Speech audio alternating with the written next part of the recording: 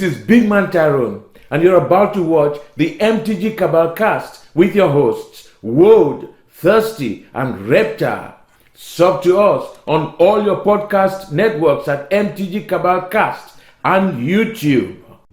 All right, everybody, welcome to the newest episode of the Cabal Cast. So this week, in the spirit of reprints and stuff that we've been covering over lately, we kind of wanted to do a rubber band topic on like good specs, reprints, what we kind of look for, what reprints we think are good in a post-double masters world, and what goes into us picking these things, at least personally. So we've each got a few bullet points. We've got some overarching bullet points, but we're just going to touch on what's important to us when targeting reprints. Yep.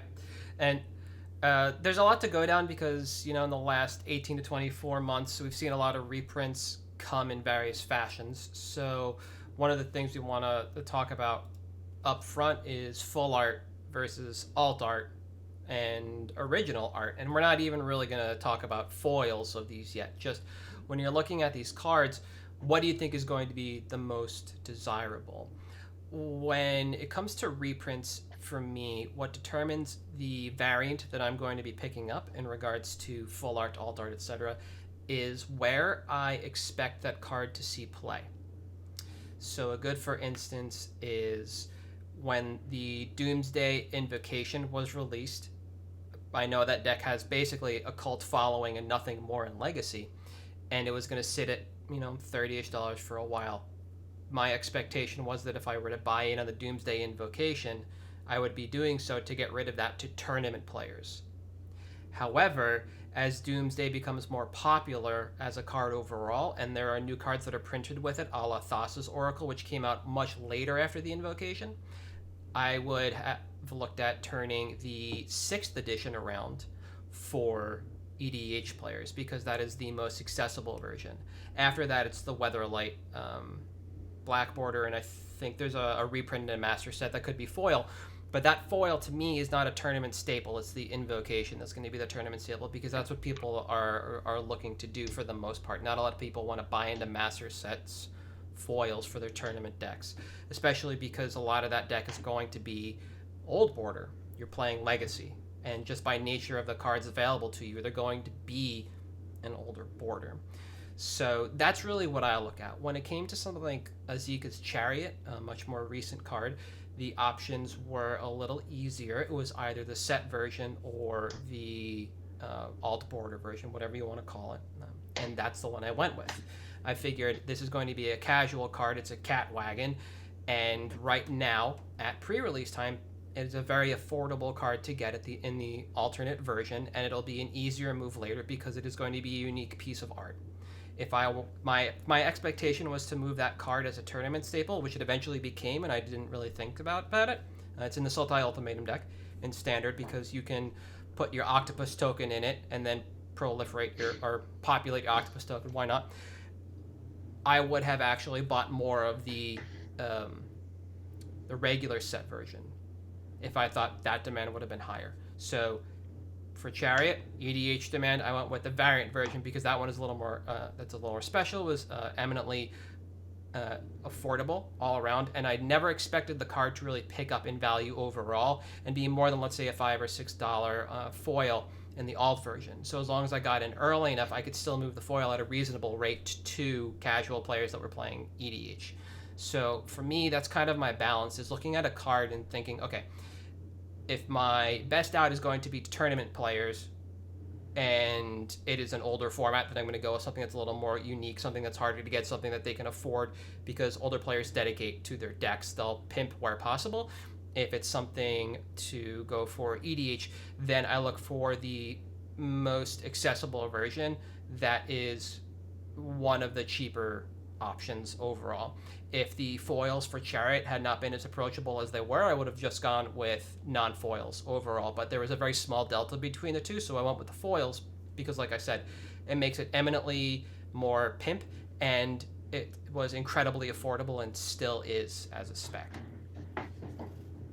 So I think for me, the playability is definitely something that, like where it's played, is also something that factors in. I also think that for me, because I like a little bit more of like the chase foil stuff, Mhm. using the example of Doomsday, you were absolutely right that the one to go after was Doomsday. But I know a few people that love foil Japanesing out their Yes. legacy decks. Yes, yeah. So of course I went for the Masters Japanese foil as cheap as I could possibly get it and 10x'd on it. That's not something that everyone can do though.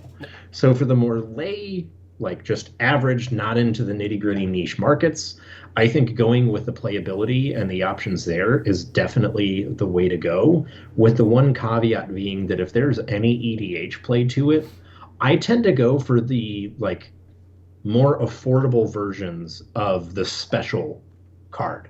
Okay.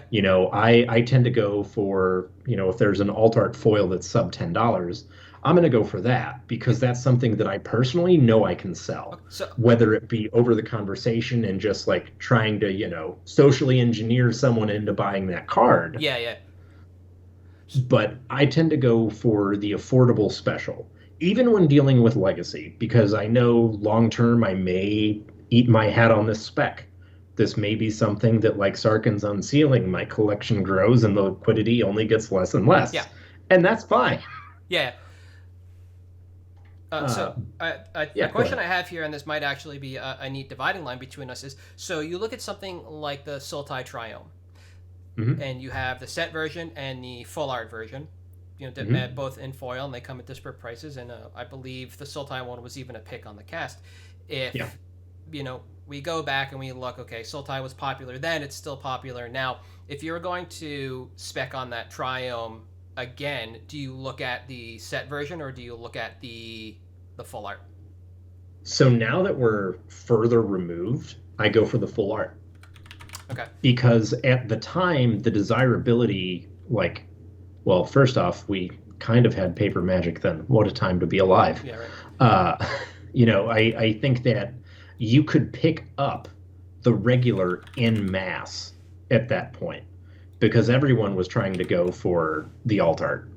And so much of that set was open. The prices were absolutely in the toilet. And I think that you could just pick it up for, dimes on the dollar, basically, Yep. for the set version. I think that you're right. As time goes on, there is a shift. And if I were specking now, I would go for the alt art non-foil Okay. because I believe it's easier to carve a niche out of the market now that we've had that time elapse, that you can scoop some of those up and just sit on them for a little bit and see where the market goes. And you may see movement just based on how many you yourself pick up on the market. Yep. There have been a few picks recently I've made, like planar collapse foil, where it's been like, all right, well, I'm going to pick this up and see what we can do to the price. Mhm. We're going to move the price and see what happens. And sometimes you can get that on stuff like the non-foil Triomes. Yep. Whereas the foils at this point, the price is the price. And that's probably not going to change. No. What may change, and this is what gets tricky, is if it gets printed in a new special form, the value on those non-foils can tank. Yeah. And that's where it kind of gets into the like knowing your timeline for me on how I'm specking on this. And the second I see the reprint, I go to sick deals and I unload them. Yeah.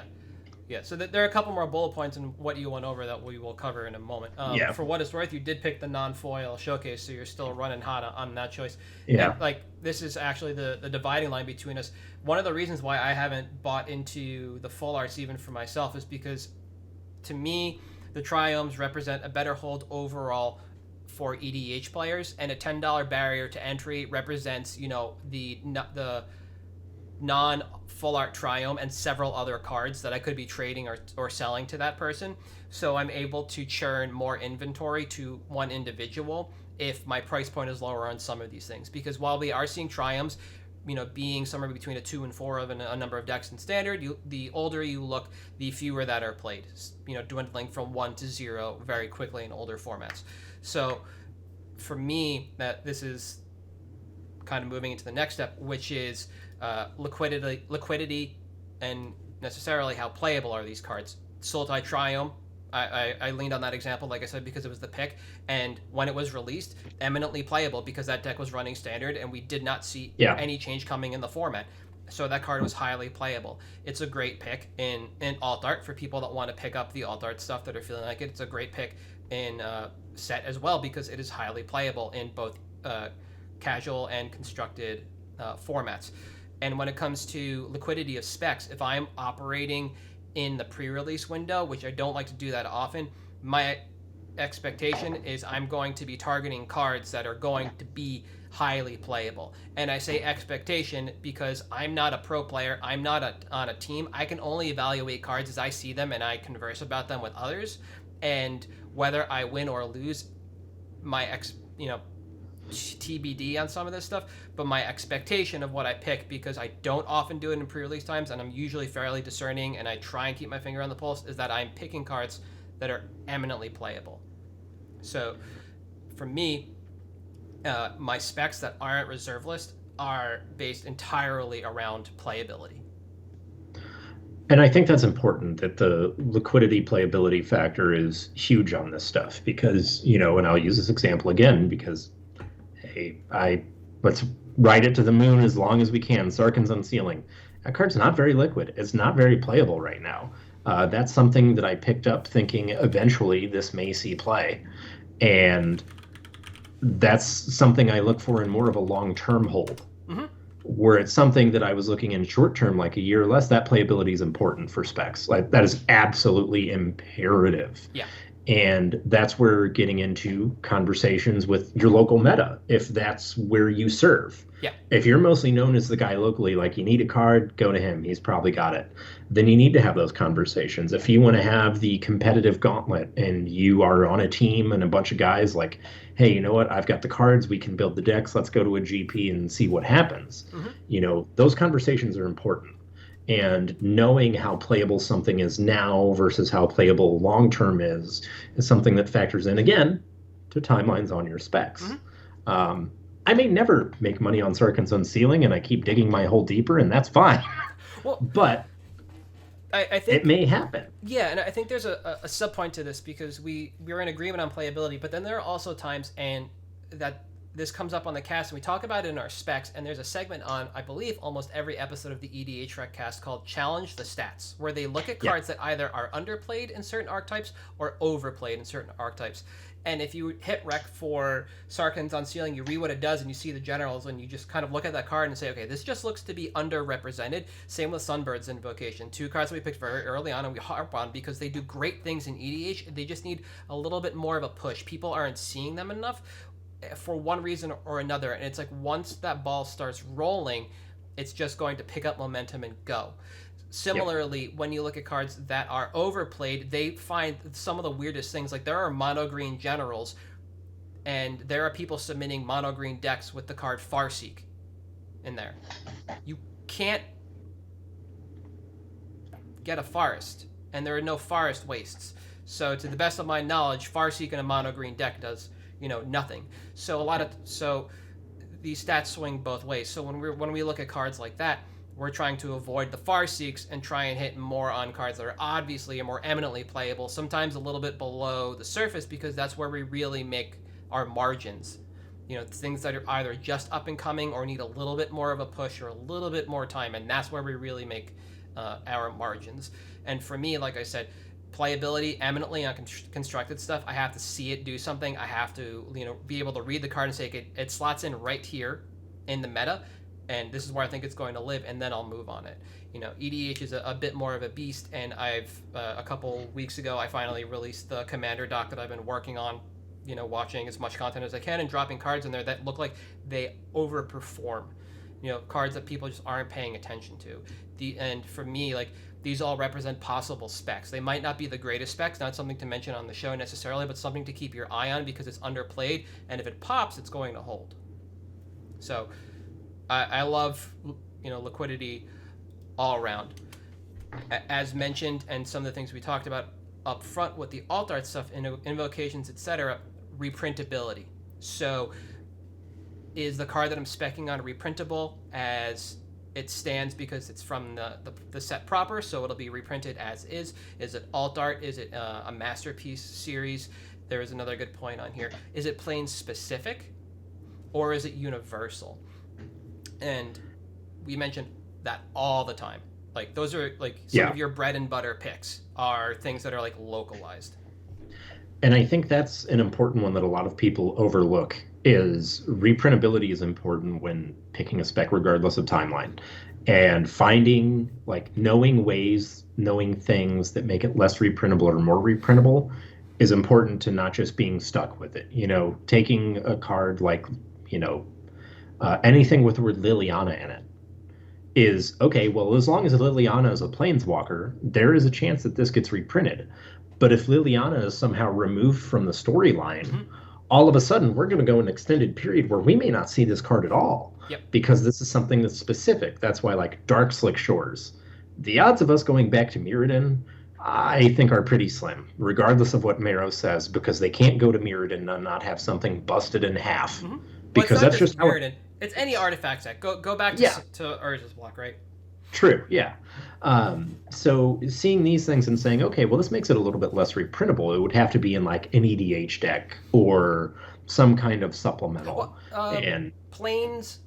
Sorry, when I say planes, I mean walking localized keywords. So you brought up Mirrodin, right? Metalcraft, imprint. Those are plane specific keywords. Yeah. Those are plane specific keywords as well. It's not just looking at it from the grand scheme of the story. Like Garruk is finally popping back in and out now while we have Vivian here. What happens with Garruk at the end, we don't know, but he's here finally. And these are things that, the less reprintable something is, the more likely I am to go deep rather than wide. Especially, and this is something when you talk about reprintability, which we'll touch on in my pick today, formatting of the card is important too. Old border versus new border. Does it have the counterfeit circle on it? Does it not? Is it a from the vault? Like, what kind of format can that be reprinted? And that's one of the reasons, using the Triome example. The non-foil pack version, they can't reprint that. They're not, they can reprint whatever at this point. But the odds of them going back and revisiting that comic book stylized art, which, granted, they did with Kaldheim. These are very comic book stylized arts, but it's done in a completely different way. So thematically, it may be similar, but that's not something that art is necessarily going to get reprinted. Yeah. Similar to the Unholy Strength change. That revised Unholy Strength has some element of replay of, like, financial viability to it because it has the pentagram in the art, and the versions after did not. And these are all things that factor in when I'm looking at reprintability. I don't want something that's reprintable just because I tend to go on a longer term with my specs. I want to park them in a box and forget about them. That's the type of thing that you want to look for, because you don't, if you're sinking, $100 into it, whatever, but if you're sinking 3, 4, 5, all of a sudden, all right, well, I want to make sure this is a sound investment. Yeah. I want this to be worth it. Yeah. How do I make sure it's worth it? Absolutely. Insulating yourself from something like that for a long-term spec is super important, and that's why some of the alt art stuff is better to pick up than some of the other things. Or every now and then when they try and like revisit something. So when I picked Expansion Explosion, it was not the worst pick because they generally don't do split cards like that all that often. It had been since the Ravnica block prior, I believe, since we got split cards like that. In the interim, they did try whatever they were from Amonkhet block. Those pseudo splits where you have the front half and then you cast the back half from the graveyard. I forgot what the Aftermath. You had the Aftermath cards, right? And they kind of riffed on splits. But if Expansion Explosion was a worthwhile long-term spec, it would live on the fact that you're not going to see a reprint of that style of split card for another couple of years, either until we go back to Ravnica or we get another like dedicated gold set where they just want to do weird wizardry stuff and give people a lot of options in standard. You can make an argument that it might be in Strixhaven, but they look to be playing around a little more with the mana symbols. And we just got a Boros card today where it's like colorless mana symbol, red mana symbol, hybrid red-white symbol, white symbol. And it looks like they're trying to do some kind of interesting work in the margins there than going back to splits. And that gives you a little bit more wiggle room, a little bit more time. Unique effects similarly. So Chancellor of the Tangle, the entire Chancellor series, wasn't necessarily something that needed to live on New Phyrexia. it could have been placed somewhere else. What insulated it from a reprint was the fact that they all had pregame effects, and WotC, generally speaking, does not like working in that space all that often. Yeah. You get ley lines like once in a blue moon, and beyond that, those cards warp formats that they are available in. Generally speaking, the red and the black one kind of do nothing, but the blue one, but the white and the green absolutely can dance in a format. And so making sure you're insulated is super important if you're looking for a long-term spec. Obviously, quick flip different, but yes, reprintability. The super key to remember. A more interesting point, do you like it? Do you believe in the card? Do you believe in the length of the spec? Do you believe that it will have legs moving forward? It's difficult. It's an emotional response, and it can make or break specs. I think I finally took all of my Wingmate rocks out of one of my spec boxes and dumped them in my bulk mythic pile, and that was a spec made based on the fact that I like the card. It was trouncing a format, and like emotionally, quote unquote, I moved in when it was super low at the beginning of a format, and it climbed a little bit, not as much as I was hoping, and then it just bottomed out before I could really get rid of it. And that actually played more of a heel to my speculation than it did anything else. I think for me, the do I like it kind of dovetails into the next point we're going to make as well, which is the more I like a card, the more I can sell it. So, if I can sell a card, if I can sell someone on a spec, if I can say this is why I think this is a good spec and feel it. And that's part of what picking at the end of every episode is us making our case. Why do I like this as a pick? Why do I like this as a spec? It's the type of thing that this is something, an argument that I can make that I feel is persuasive. I can make that same argument when I sell the card as when I pick the card. And the more I like it, the more easy I am to sell it. It's the more easy I'm able to get out of it if I have to. If it's to the point where I'm like, look, I'm just eating it on this and I've got, 600 Sarkans on ceilings, let me dump 10 off on one guy and let's make an argument for why he should buy 10 of these for 50 cents each. Fine. And it's kind of like a hedge your bets type of point. And I think it's important because when you like the card, when you think, all right, this is good and I like the pick, you're more able to get other people to like the pick as well. And that's just, look, rising tide helps every ship. It would get that ship out of the Suez Canal right now. That joke's going to age poorly in a year.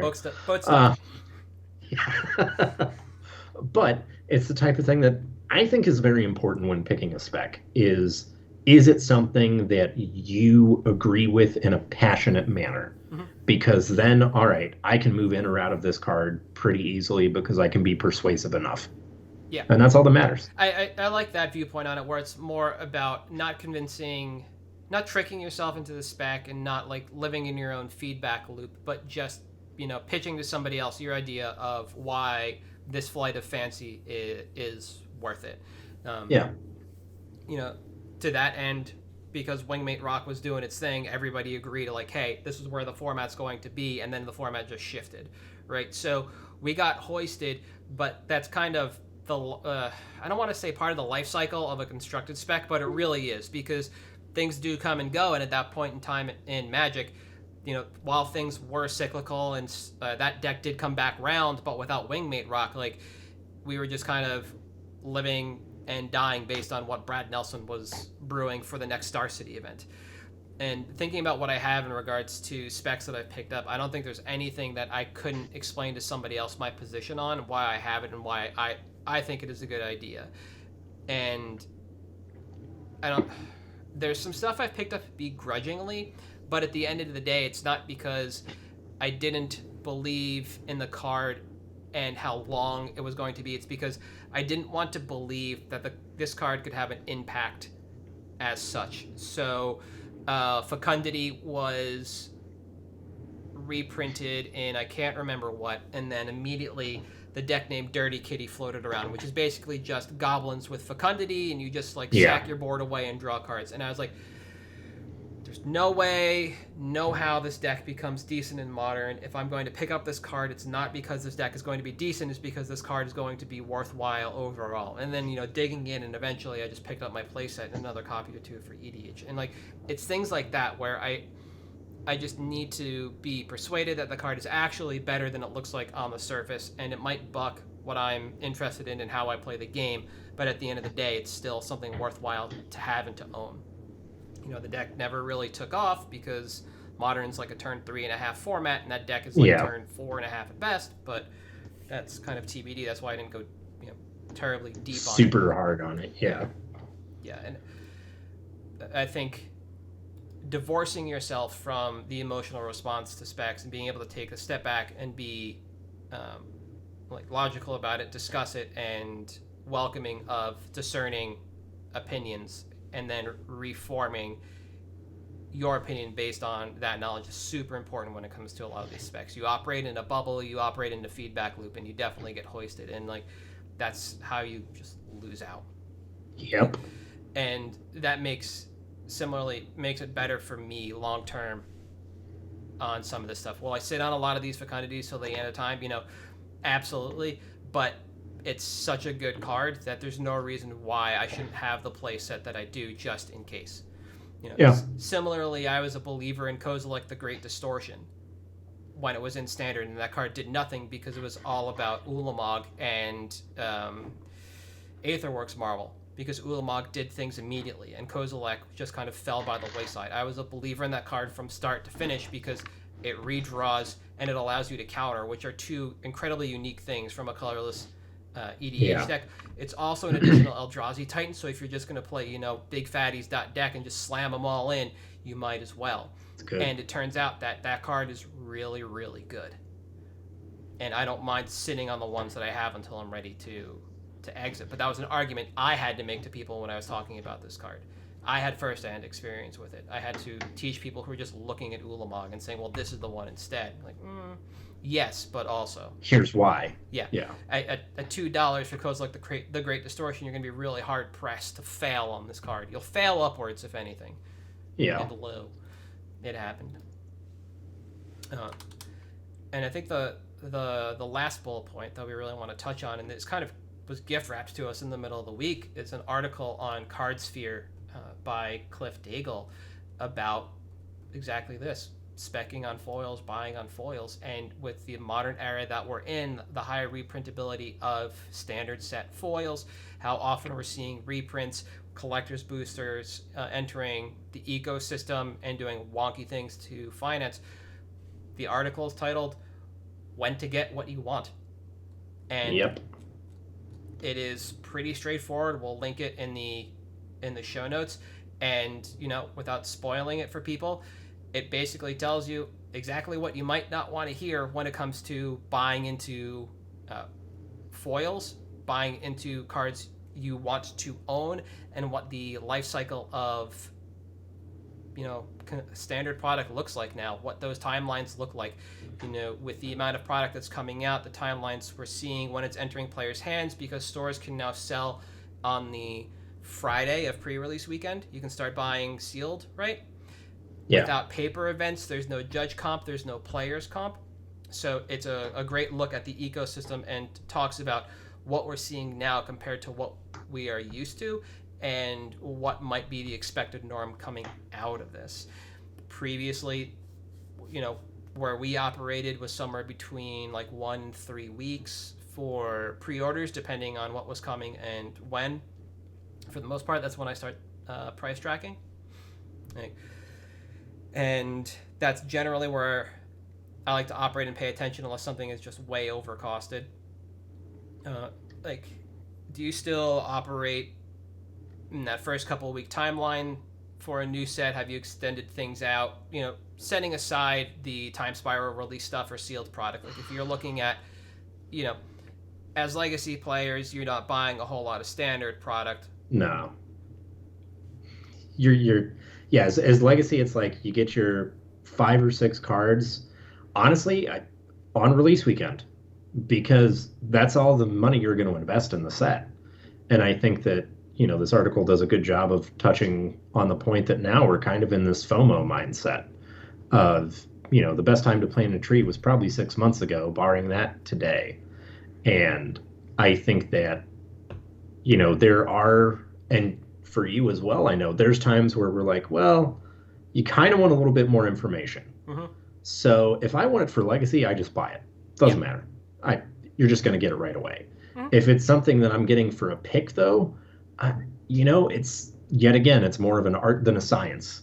And it's how much of this am I willing to see, and do I have enough FOMO for this that, well, the market may trend a little bit faster because of, COVID relief money, tax returns, whatever else, that all of a sudden this, Kozilek doubled way faster than I thought it would. And did I not pick it up in time? So it's kind of like, for me, it's, I'm comfortable buying in now. Mm-hmm. For Planar Collapse, I had paid attention to it for a little bit and picked up a couple copies prior to picking it. For picking the Full Art Sultai Triome, that was pretty much week of. Yep. So that was, all right, in this case, I'm going to get it right away because we have peak open. Well, we're not going to have peak open for a while, it feels like. And I think that that's contributed lately when there have been specs that I've been in on. It's mostly been, honestly, trolling Facebook posts and seeing, can I get it there? Because I don't think, as a legacy player, you're just going to get it. Yeah. As a spec, though, I definitely, I don't want to pay whatever the price for, insert version Thoughtseize is from Time Spiral Remastered. I just don't think the opportunity exists there, Absolutely. I think what we're coming up with now with Strixhaven presents a unique opportunity, especially to have this discussion. I was joking around with you over the weekend about Nick Fit and Legacy, and it's like, okay, looking at this set the way it stands right now, I'm going to buy 2 cards, X4, and it's going to be Professor Onyx, and it's going to be the Golgari Uncommon. Why? Because you cast Chain of Smog or Chain of Acid, and you just win the game, expectedly on the spot. Resistance, etc., discard, whatever. But those are 2 cards that I'm going to buy at 2 completely different times. I'll buy the Golgari Uncommon pretty much on release weekend because people are going to be stocking TCG Player. The Gaming Co. puts up infinite everything. So they're going to have a ton of this uncommon. Will they be the lowest price? No, but people are going to have to squabble over that, and I'm fine overpaying weekend of for my Golgari Uncommon just to make sure I get my 4 of. Professor Onyx is probably going to come out at some ridiculous pre-release price. It was spoiled, people saw Chain of Smog, and things moved immediately, right? So I have to wait for that to kind of cool. And it could be that I wait, a couple weeks or months for it to cool on TCG Player, or there's the immediate turnaround on Facebook. And like you said, I just trawl Facebook and I look for people who crack it on anywhere from pre-release weekend to the end of release weekend and just want to get out immediately and are willing to, deal down from TCG Player price. But that's still a much protracted window than what I'm used to operating in. I picked Expansion Explosion and bought an infinite quantity of those weeks after the wrap set had been released. We were well outside pre-release window, release window. People were playing standard events by the time I picked this card up. And I don't think that's going to happen here much anymore unless you're able to get in on the quick entry on TCG Player, like I said, when the Gaming Co. puts their stock up and people race to the bottom to beat them. And you have to kind of play that wait and see, because sometimes not everything goes up immediately. Sometimes, people don't price as low as you're going to think they do. Sometimes they just don't want to race to the bottom. And they just all reprice around the same amount. And that's something that I think we're going to see more of as time goes on, because I always harp on getting a playset of Disallow for less than $4 on release weekend. You haven't had a card with that level of playability, that price, in a year now, because we haven't had the critical mass of opens. And I think that may be something that sticks around. As release day, you no longer see the race to the bottom. Mm-hmm. You see a race to a market-determined floor that is not going to disappear anytime soon. You're not going to have the people sitting there constantly repricing their inventory that day. They'll just say, this feels like a $2 card. Throw it up for $2. It ends up being $1.25. They'll come in Monday and make it $1.25. Yep. But without the critical mass out there of cards being opened, it's not as important to move it that first weekend. because you can be more patient and let the market come to you because there's not as much supply out there. And that's, fundamental free market supply and demand. And if it's not there, then guess what? I get to charge whatever I want.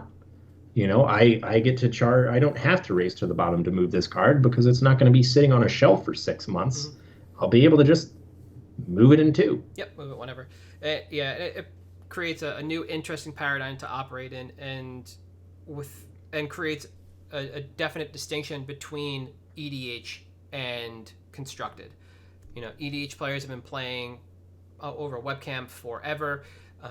A lot of states are finally getting their vaccines, or they are reducing the stay-at-home order requirements, so now you can actually go out and play with other people. However, LGSs haven't really begun to open up, and WotC has effectively still put the kibosh on FNMs. If you want to run your own underground keyboard dojo FNMs using SwissPairings.com, you absolutely can. But I don't see or hear about a lot of places doing that. So there's definitely going to be a disparate market between the two as well. So you got to be careful is the wrong word, but again, cognizant of this, because they are margins that you can dance in, that you can definitely operate in to your benefit. You just have to know or set expectations and understand what you're picking up, when, where, how, and for how long you're going to be doing so. Which, again, art than science, and you've got to figure out your style. So we wanted to at least touch on what we felt our styles were in an episode, especially, with it seeming like reprint is the name of the game now. We're used to, which the reason we went with double masters is because we felt like the reprint policy has kind of changed since then, where we now have obviously your masters sets, but we're also just doing variant inserts of reprints in every set now as well. Yep. Especially with back-to-back Time Spiral Remastered and Strixhaven, and having multiple versions. And I definitely encourage everyone to read that article because he does touch on what the Vorinclex split did. Yes. And I think that's something worth paying attention to because Strixhaven, the collector's boosters, come with the alt art Japanese version as well.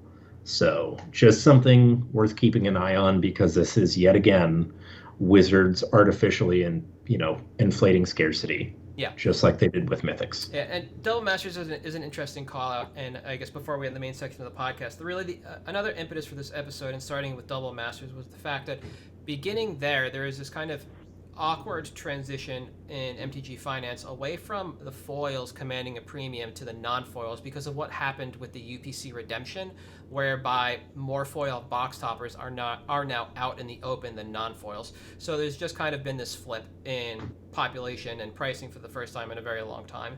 And from that kind of came the conversation of, okay, well, when you're looking at things to spec on, and we tossed around the idea of just talking about foils, but it's very difficult because from Double Masters forward, we've had this very difficult problem to deal with of how do you work around foils that are technically, by all regards, near mint, aside from the fact that you cannot put them in a sleeve and play them.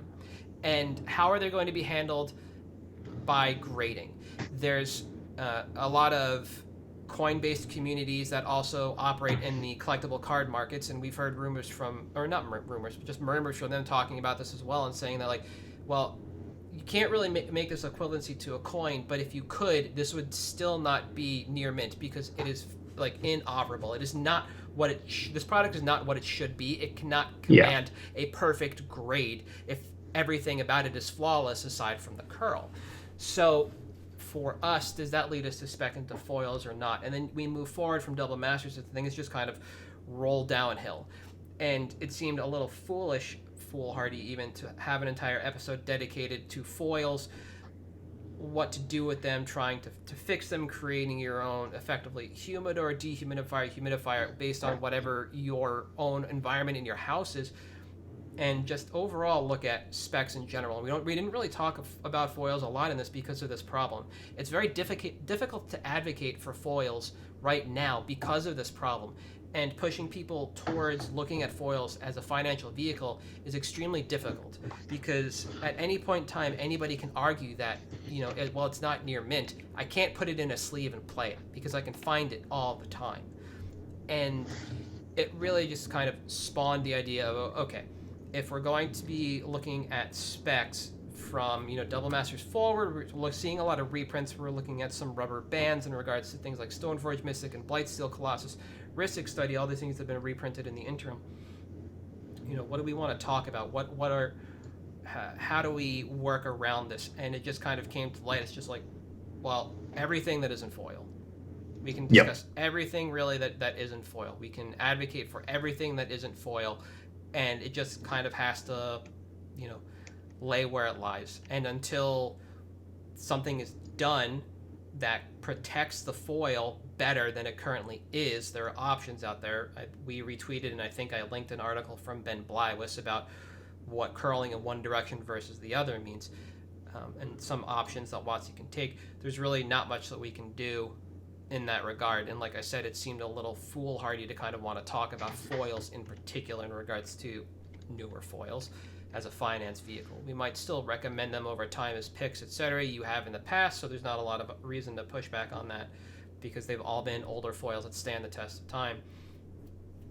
But how do we operate in that space? And the choice is just to kind of not. Yeah.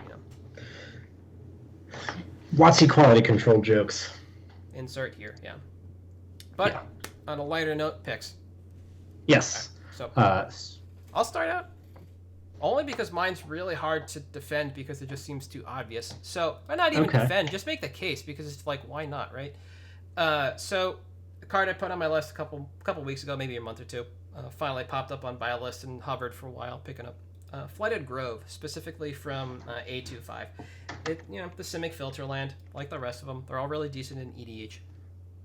And it just kind of sat for a while after a pop in the summer. And it really did not see any kind of fallout after the reprint. It just kind of hovered for a while. And so Card Kingdom right now is buying 24 at about $4. They're buying 3 foil copies at $5.50.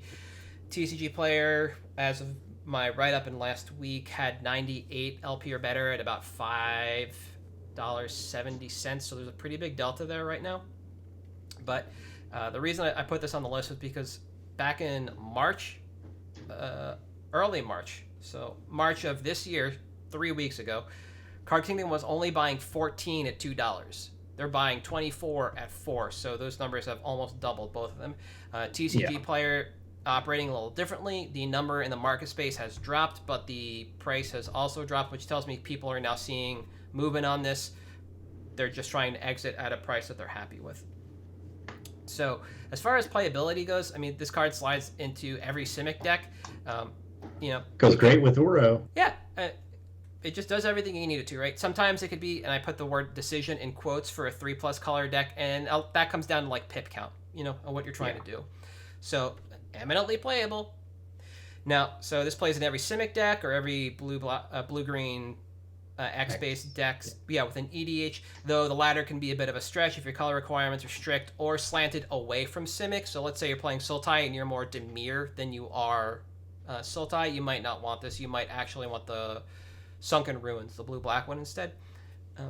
But that still doesn't mean it's not a bad card. In a 2 or 3 color deck, filter lands remain an easy look to smooth the mana base and always do demand that kind of look as you're building your deck. They ETB untapped, they activate for a single color, and they allow you to cheat or shave on colored sources because of how you can filter. You get double green, double blue, or a combination, right? Super, super easy. They should be a staple within the format somewhere around, I think, the Battle Bond land tier. They might be a little bit below that. I was trying to take into account everything that came into the battlefield untapped naturally and did not require the flash of a basic from a hand or the buddy style lands that require a basic in play. Basically, of all the untapped lands, I think these rate really, really highly. So while this is applicable to all filter lands, the reason for the Simic pick is that we continue to get better and better Simic cards with each set heading into Strixhaven, where we just started getting spoilers, and we're seeing great Simic cards overall. We just got another, I think it's Parallel Live style creature. Like, Simic just is the nut. Like, so this is the one. Yeah, this is the one I focus on over all the others, but still, Cascade Bluffs is blue-red, Twilight Mire, black-white, Fetid Heath, black-green, Rugged Prairie, red-white. As Strixhaven is dedicated to these enemy color guilds, I would give them all a look. If you don't like Flooded Grove because the price is a little too high to start, the other ones should still be eminently playable in any deck like this. My timeline for this is about 6 to 9 months. So with Strixhaven being dedicated to enemy color guilds and spoilers just starting, I think 6 to 9 months is where we get our profits in to buy a list. And to go back to the stocks graph, let me bring that up real quick. So in Q3 2020, we see that drop that I mentioned earlier, and that led to stagnation until a call time release. And with that, we've basically seen kind of an uptick in market from there. And with what we're getting from Strixhaven and coming out of call time, I expect renewed demand to carry this forward back up towards $8 to $10, which it was at its peak. Simic is only getting more love over time, and until we hit Innistrad and focus shifts away from high octane green, there really should be no further stagnation in this card at all. It's just weird to try and have to make a pitch on filter lands, which just seems like they don't receive the optics that they should. Yeah. But they were, complete aside, prior to the A25 printing, these things were actually really expensive because they were from Lorwyn block only, aside from Graven Cairns that had a pre-printing and future sight. Yeah. So if we look at the Eventide version on stocks, like it was a $20 card for a long time. Like these things held a premium, and I think interest might be the wrong word here, but at least demand for them just wasn't there because they were so expensive, expensive, prohibitively. Like I mentioned before, for $20 you could just churn a lot more stock to one person if this land is $5, $8, or $10 than if it's $20, because you get this and other cards out. It's just hard it's kind of a bitter pill to swallow sometimes when you're paying $20 for a filter land and it's not even a shock. Yeah, especially because at that point it was all EDH players, so you needed one. Yep. So yeah, and at least, and then Cascade Bluffs was in Modern and Storm, and Twilight Mire was in Jund or Black-Green value decks. So those commanded numbers for a reason. The other three were just kind of EDH floaters priced on scarcity. And with that kind of holding back demand, I think they just kind of fell out of the EDH purview. Yeah. I think it's a solid one. I also like, you said it. We're all aboard the Simic choo-choo now. Historically it was always black-blue. I think it's pretty clear based on the last year that green-blue is where we're going. Where's that? Yeah. Better or worse. Hooray. Yeah. Poor bro. And like I said up front, it feels weird and it's kind of difficult to just try and defend this pick because they're all so good, but at the same time, everything I said is pretty much, aside from the popularity of Simic over the last year, is applicable to the other four as well. None of them are really bad looks overall, unless you want to make an argument for the Orzhov one being piss poor, but yeah, sure, go for it. I think they're all extremely valuable in terms of finance and financial vehicles, and I would expect any of them to be as successful moving forward as the Simic one is, especially with Strixhaven being as focused as it is on these particular five. I like it. Mine, and we said we'd touch on this, or I said we'd touch on this later. Time Spiral Remastered foil Slimefoot the Stowaway. So why? Well, stock is super volatile. At one point release day, there were 13 copies. Then it was down to 3. And as we are recording, we are up to a whopping 16 foils. All while this was going on, it was still seeing a lot of traction on Facebook on sale posts, not a lot of ISO posts. So the interesting thing about this, obviously, it's a legendary fungus. It lets you do saprolings, thalids, whatever you want as a casual tribal deck. I don't think this is super reprintable outside of a set like Time Spiral Remastered. Slimefoot is plane specific. Old Border is not something that they're doing a lot of because, frankly, it looks like shit. At least compared to the old Border ones, this looks real bad. It's just a great casual card. And in terms of commanders, it's as good as it gets for saprolings because, yes, Thelen is there, But this gets you access to removal and a whole extra slew of thalids, saprolings, and sacrifice outlets, Yep. which is important for Slimefoot's ability.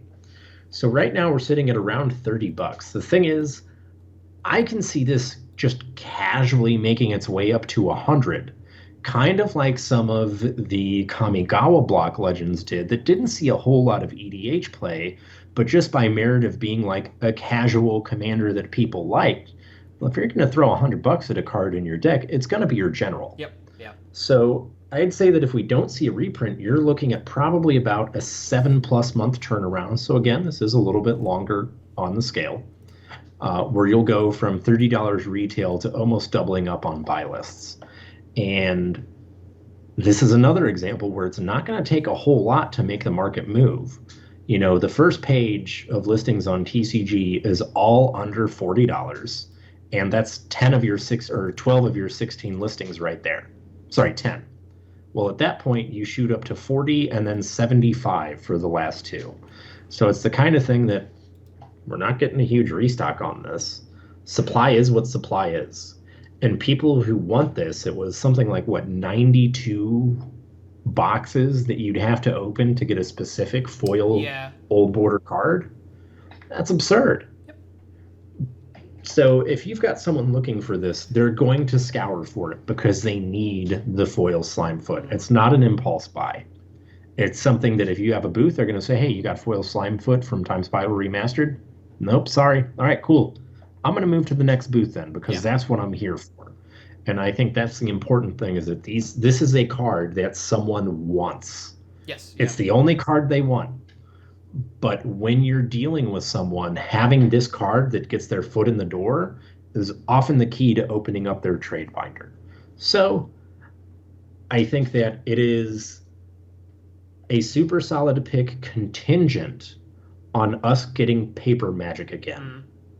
And I do want to have that caveat because when you're trading with someone, when you're at a GP and there's that guy at the EDH table that just built a Slimefoot deck because he likes a dice factory. Yep. He needs that foil Slimefoot, and this is your gateway drug, so to speak. So I think it's solid. I think the reprintability, which we touched on, is low.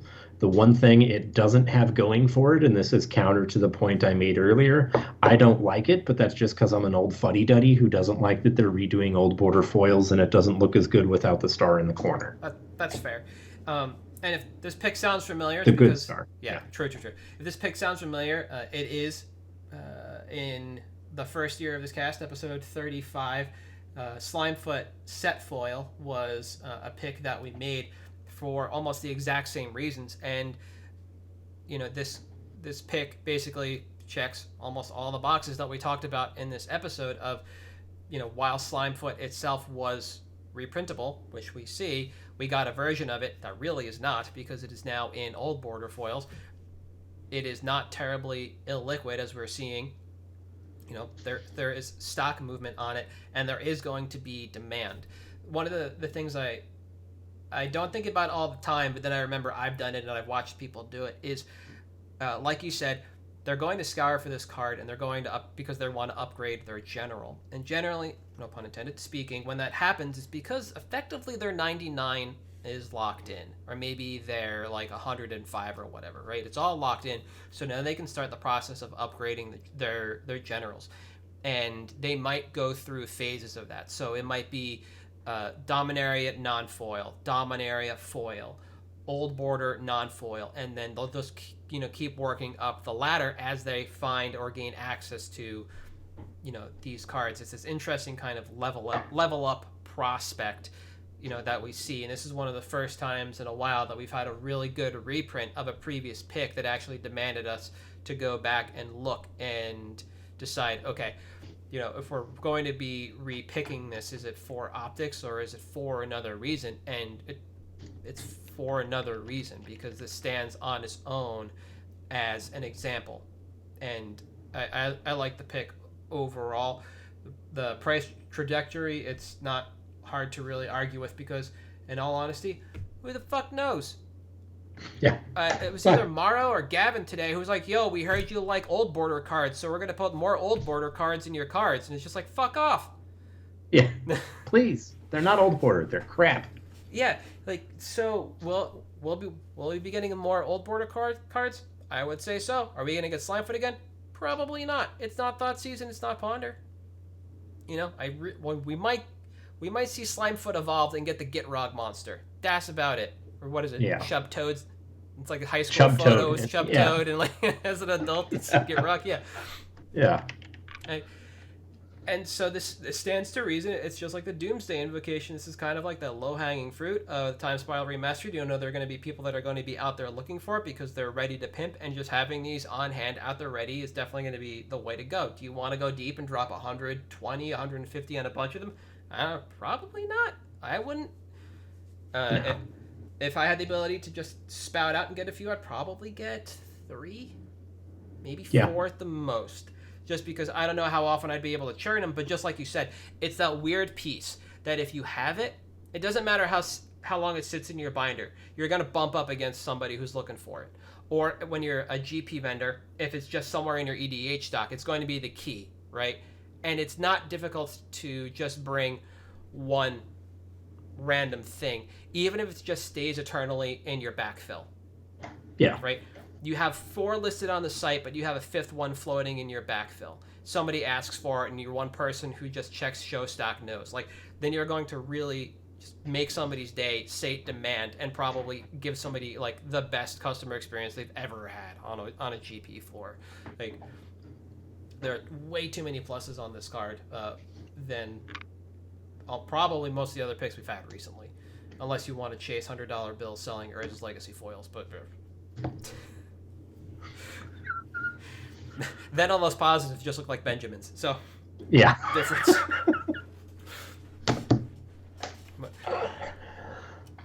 I don't always make good picks. There we go. But Time Vault worked out, and that was my most expensive one. Yeah, no, Time Vault worked. Look, it's hard because TCG players are a pain in the ass, and they don't let you just pull a lot of data with Google Docs. But Time Vault was a very good one if you could jump in, man. I still remember talking to you about that walking through work. All right, but. I think that's going to be it for today. We will be back next week with something just as interesting, I promise. And we might or might not harp on Commander Legends because why not? But for @MtG Cabalcast, that you can find on Twitter, Patreon, Facebook, YouTube, Spotify, Stitcher, Audible.